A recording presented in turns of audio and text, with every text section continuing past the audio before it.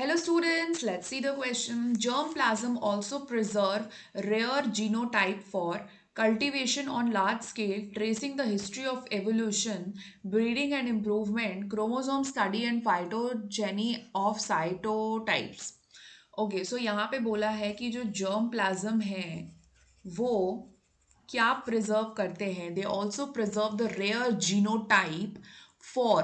तो देखो पहले तो जर्म प्लाज्म क्या है. Germplasm is a diverse set of alleles.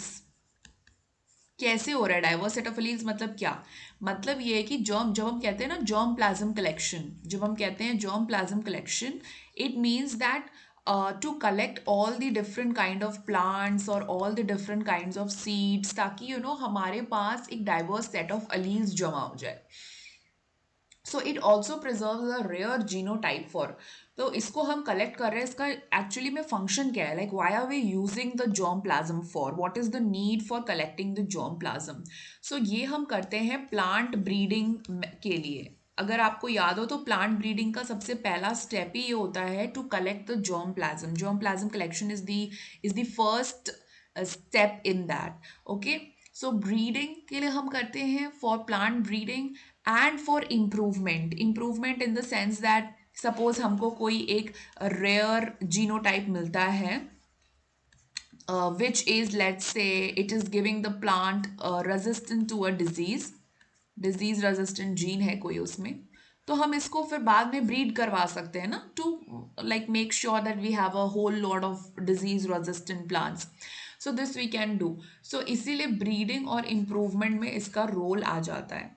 Question फिर से पढ़ रही हूँ, एक बार ध्यान से सुनिएगा. Germplasm also preserve the rare genotype for cultivation on large scale.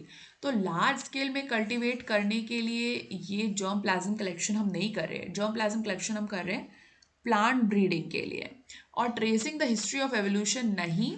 History of evolution अगर आपको जानना है तो उसके लिए तो आप फॉसिल्स का यूज़ कर लो, ठीक है, या फिर आप RRNA एनालिसिस कर लो. There are so many things जिससे आप एवोल्यूशन ट्रेस कर सकते हो, but this is not the one. And D है क्रोमोसोम स्टडी एंड फाइलोजेनी और फाइटोजेनी ऑफ द साइटोटाइप्स. तो क्रोमोसोम स्टडी, कोई भी स्टडी करने के लिए हम नहीं कलेक्ट करें जर्म प्लाज्म. हम स्टडी करने के लिए नहीं कलेक्ट कर रहे. हम कलेक्ट कर रहे हैं ब्रीडिंग मेथड्स करने के लिए, प्लांट ब्रीडिंग मेथड्स हम करने के लिए कर रहे हैं, ठीक है. सो यहाँ पे जो राइट आंसर हो जाएगा that will be option C, breeding and improvement. So best of luck.